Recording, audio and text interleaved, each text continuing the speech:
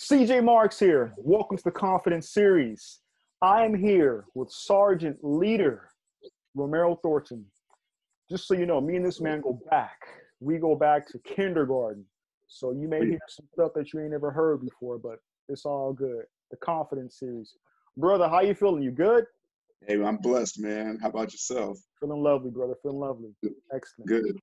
Thanks for making time for this, my man. Let's just jump right into the first question. Okay. What is confidence? All right. So that's confidence. I had to think back on that one real quick. So I was like, since my time in the Army, I thought to myself that confidence actually been like, has any of my leaders sat down and taught me like, hey, this is what confidence is, and this is what you should do, and this is how you should have it. And I realized that it was never really a thing that was actually broken down in like a classroom scenario pretty much my whole career in the Army.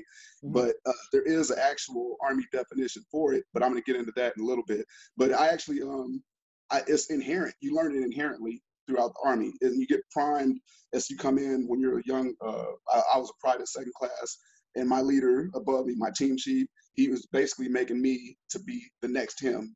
And then, as you know, I was a team chief. I had my squad leader. My squad leader is making me to be the next him. And in those things, you have to have that confidence to know that you can stand and be a leader moving up to the next level.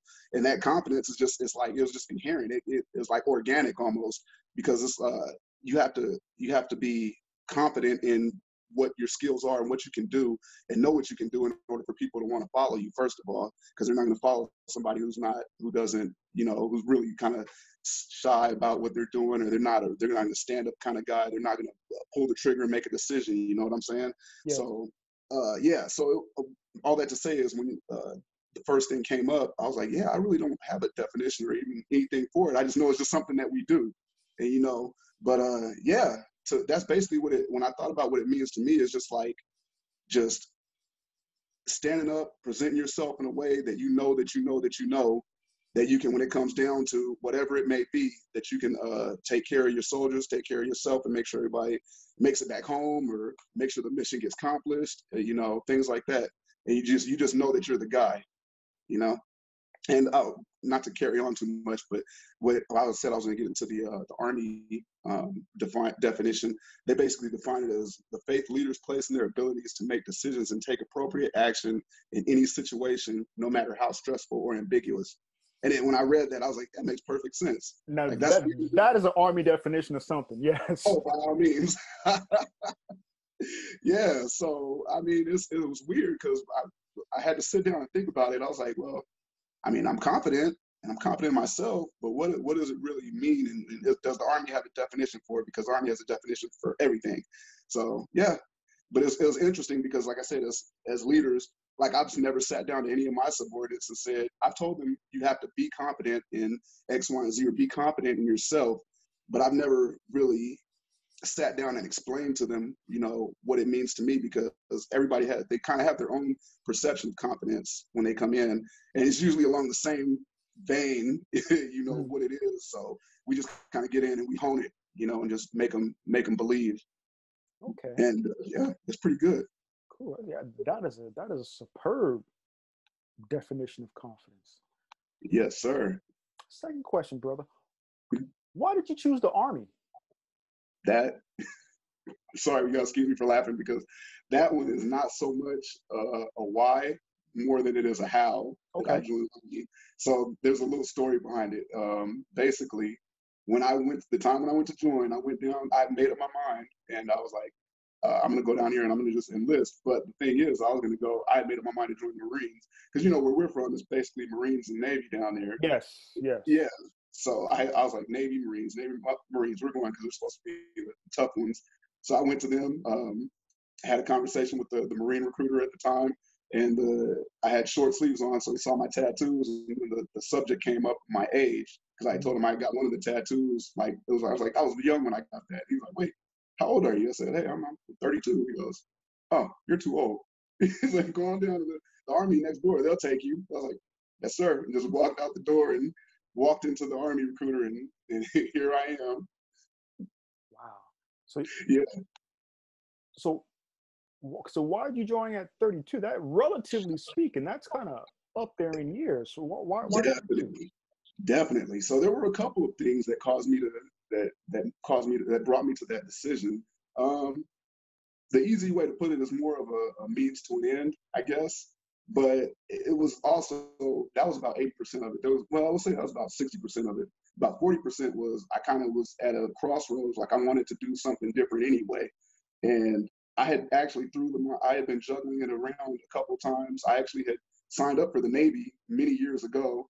And then more recently to that time, I was juggling around like I should just go join the Marines, just because it was something that I wanted to do different. And to be just honest, it wasn't so much that I was so patriotic, but I wanted to do it. I just wanted to try it. And then it just so happened that at that particular time in my life, it was like, well, this seems like a good time. Let's go for it. And now you are a leader, Sergeant First Class, Yep. which brings me to a question that I've been thinking about for a while. Simply put, how do you train people to have the confidence to face death? It's okay, simply put, let's say basically that competence thing I was telling you, you have to train them to be confident in themselves, and to know that, like I said, to know that they know that they have what it takes to execute in any environment or whatever it is that'll need to be done. So once they have that sureness, or they're sure of themselves, well, first they have to be confident in me as a competent leader that I can show them what they need. Right? Yes. So it starts with me, I guess. And then once I exhibit it to them, like, hey, I got what it takes to get you to where you need to be in order for us to make this organization better and get things done. So just basically, the easy way to put it is just like, hey, I train them. I make sure they're trained up in everything that they need, all their warrior tasks, battle drills, all their skill sets they need, all our TTPs, which is, well, not start throwing Army acronyms at you, but just techniques, tactics, and procedures, and then train them, retrain them, and then you start drills, so that whatever they do is it's no longer not much of a deliberate thought process, as it is just a kind of like second nature to just react with a decisive and good a good decision. And once you get them to that point, once you got them there, and you'll know it because they just start. You can just start throwing different things at them, and they'll pretty much execute. And this is just like on any front, because we give them that background. And once they start, doing it, they become more confident in themselves, and they execute, man. And it's a beautiful thing to see. But that's what it comes down to. So when it comes time, and we call it like showtime, or we getting ready to go live, you basically just say, hey, give them a quick brief up. Hey, you know what we're here to do. You know why we're here to do it, and give them the details of what it is, and follow me. Lead the way. See, the thing is, brother, is as like, I am a presentation coach and I train speakers or what have you. If I have a bad day, or my people have a bad day, they have a bad speech. If your people have a bad, so just hearing you say like go live, we have to do, these could be life and death situations we're talking about. And that's really, really interesting to think about. So to that end, if you could, brother, sometimes we have off days. Sometimes we have off days. Yes. Has there been a time when maybe you thought, I just don't have it right now. I don't have it today. But you've had to make sure you're ready to go when it is showtime, when it is time to go live.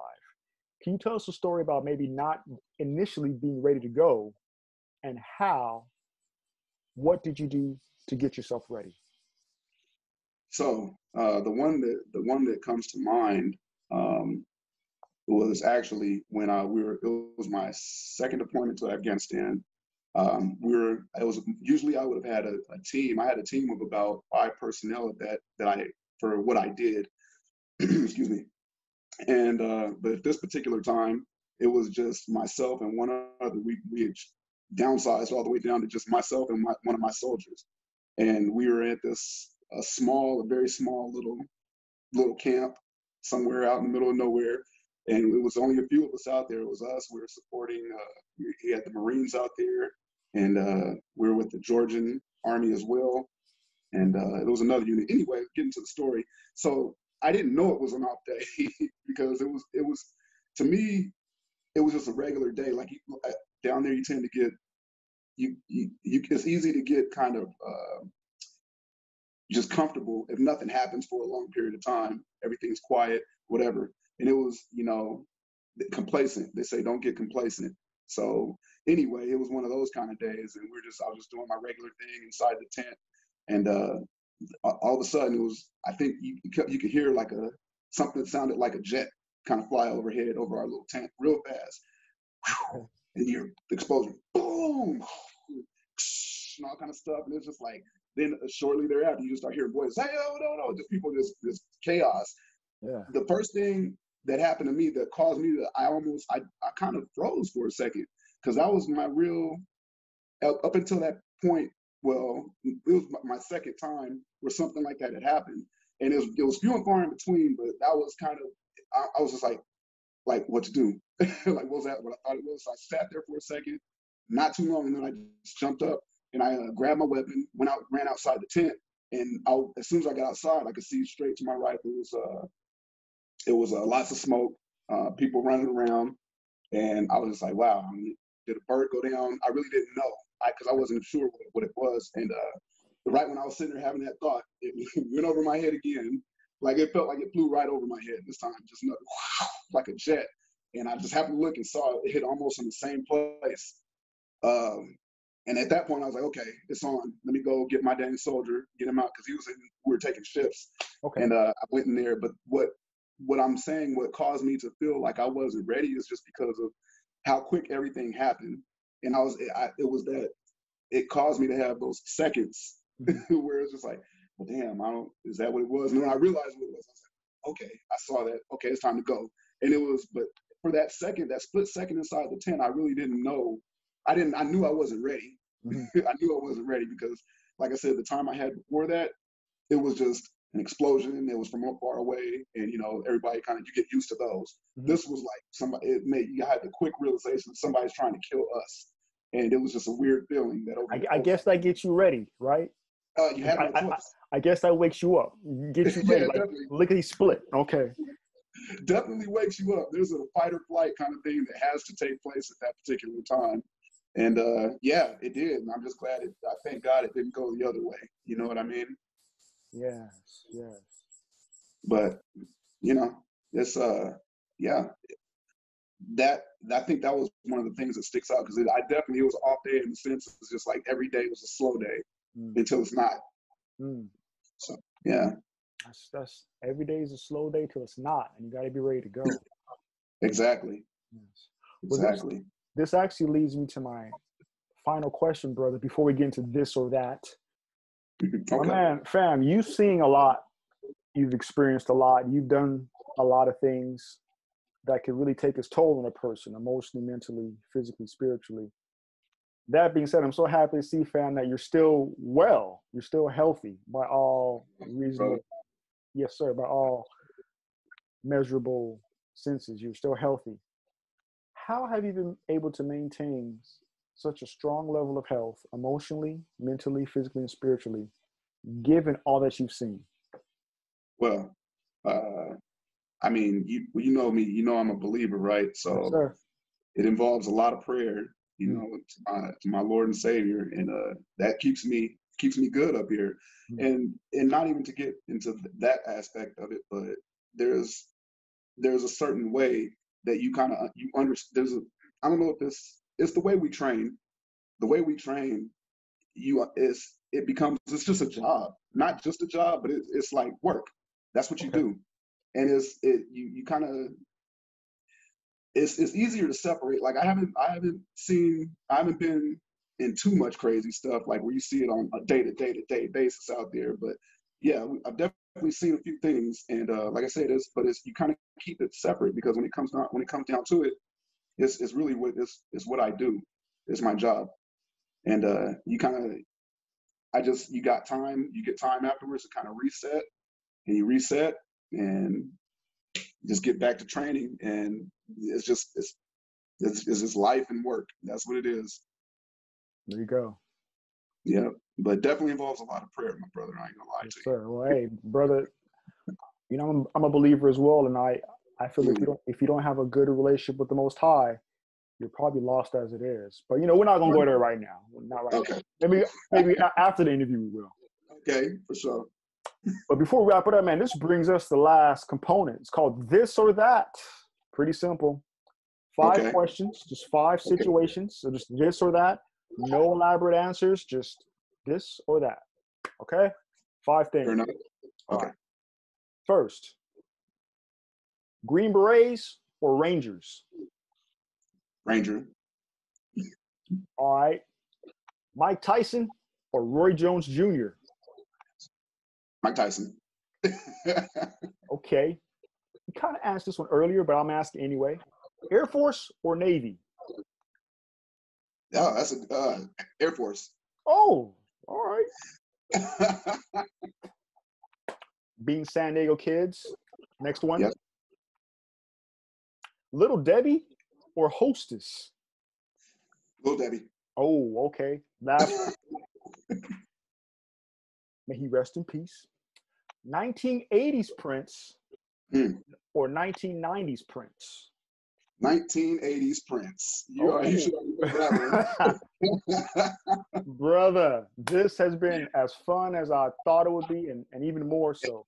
I'm so honored that you had me, man. Thank you so much, my brother. Oh, fam, we have a lot more to talk about after this interview, so looking forward to getting into it. But simply put, Absolutely. thank you so very much. Before we break out, man, is there anything you want to say? Any last words of wisdom or advice to the audience?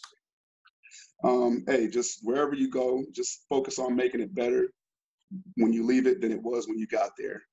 And we'll all be good. Well said, fam.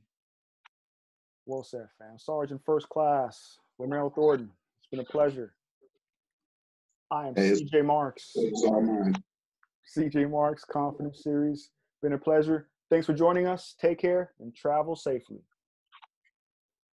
Peace. Peace.